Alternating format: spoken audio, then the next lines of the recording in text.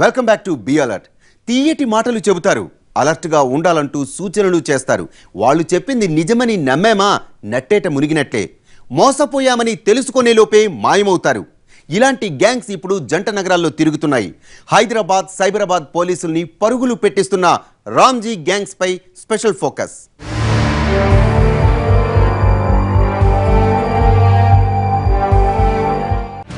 మాటల్లో పెట్టి దోచుకోవడమే target. Attention diversion తో జనాన్ని బురుడి, క్షణాల్లో లక్షల రూపాయలు మాయం. ఈజీగా మనీ కొల్లగొడుతున్న గ్యాంగ్స్ రామ్జీ గ్యాంగ్స్. ఈ పేరు చెబితే చాలు పోలీసులు అలర్ట్ అవుతారు, గస్తీ పెంచేస్తారు. ఏ నగరంలోనైనా జస్ట్ 15 రోజులుండే ఈ ముఠాలు కోట్ల రూపాయల నగలు దోచుకుపోతాయి. రైల్వే స్టేషన్లు, బస్ బేలు వీటి అడ్డాలు. ఎవరైనా కాస్త అమాయకంగా కనిపిస్తే చాలు స్కెచ్ చేసి మెల్లగా మనీ లాగేస్తారు.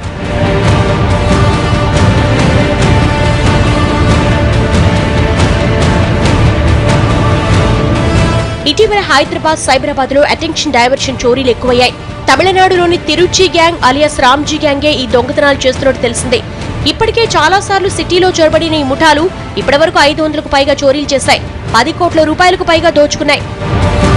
ప్రస్తుతం హైదరాబాద్ లో 40 మంది రామ్జీ గ్యాంగ్ సభ్యులున్నారని అంచనా. వీళ్లు 2-3 కలిసి ఓ గ్రూపుగా ఏర్పడి చోరీలు చేస్తున్నారు.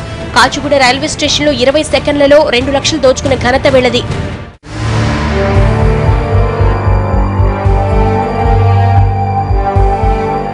హైదరాబాద్లో రామ్జీ గ్యాంగ్స్ ఎక్కడున్నాయి? ఇవి ఎలా చోరీలు చేస్తున్నాయి? వాటి నుంచి అప్రమత్తంగా ఉండేందుకు పోలీసులు ఎలాంటి చర్యలు తీసుకుంటున్నారు?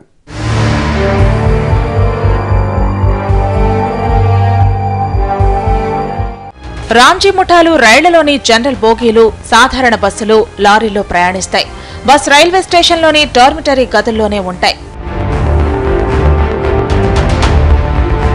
బ్యాంకుల దగ్గర బాటు వేసే రామ్జీ గ్యాంగ్స్ ఎవరైనా క్యాష్ విత్డ్రా చేసుకుని వెళుతుంటే ఫాలో అవుతారు. మాటలు కలుపుతారు. మీ డబ్బులు పడిపోయాయంటూ రోడ్డుపై పడి ఉన్న కరెన్సీ నోట్లను చూపిస్తారు. అవి తనవే కావచ్చని తీసుకోవడానికి ప్రయత్నిస్తే మొత్తం క్యాష్ పట్టుకుపోతారు.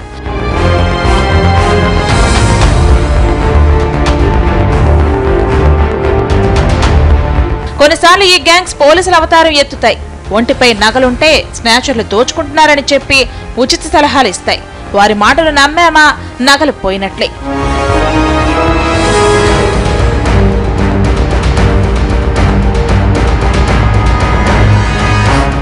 ఒక్కోసారి నగలకు మెరుగు పెడతామని పురుడిచ్చేస్తారు. అసలు నగల్ని తీసుకుని గిల్టు నగల్ని ఇచ్చి పరారవుతారు.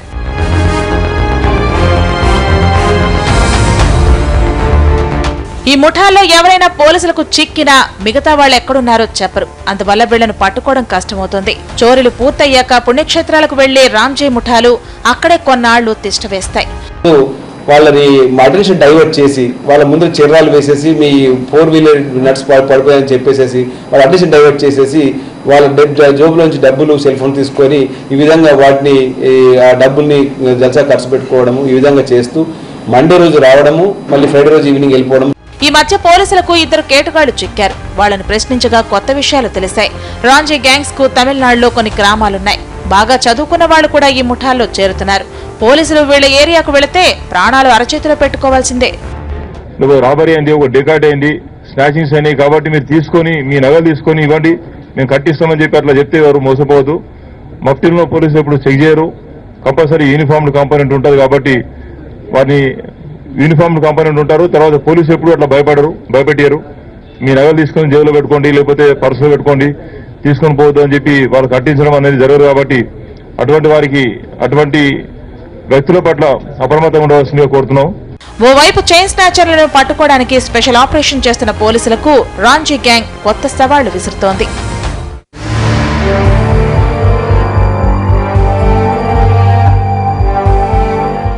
వరుస గ్యాంగులు జంట నగరాలపై దండెత్తుతున్నాయి, జనాన్ని పరేషాన్ చేస్తున్నాయి. ప్రస్తుతం హైదరాబాద్లో ఏ గ్యాంగులున్నాయి, వాటిని కంట్రోల్ చేసేందుకు పోలీసులు ప్రయత్నాలు ఎంతవరకు ఫలిస్తున్నాయి?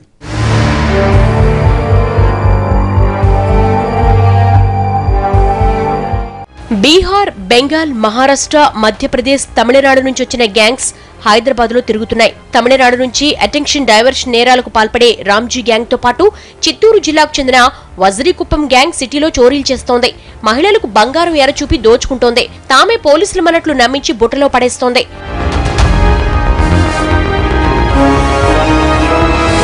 మూడోది బీహార్కు చెందిన ఇరానీ గ్యాంగ్. పోలీసుల్లా రోడ్లపై నటిస్తూ మురికివాడల్లో నివసిస్తూ జనాన్ని దోచుకుంటున్నారు. విజయవాడ నుంచి కూడా ఓ ముఠా హైదరాబాద్ వచ్చినట్టు తెలిసిందే.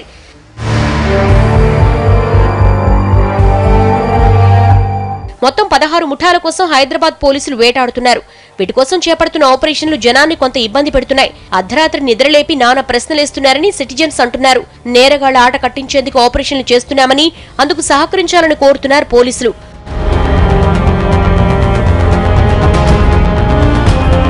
పోలీసులు చెప్తున్న దాన్ని బట్టి సిటీ జనం అత్యంత అప్రమత్తంగా ఉండడం అవసరం. మంచివాళ్లలా నటిస్తూ మాయమాటలు చెప్పే వాళ్లతో జాగ్రత్త పడాల్సిందే.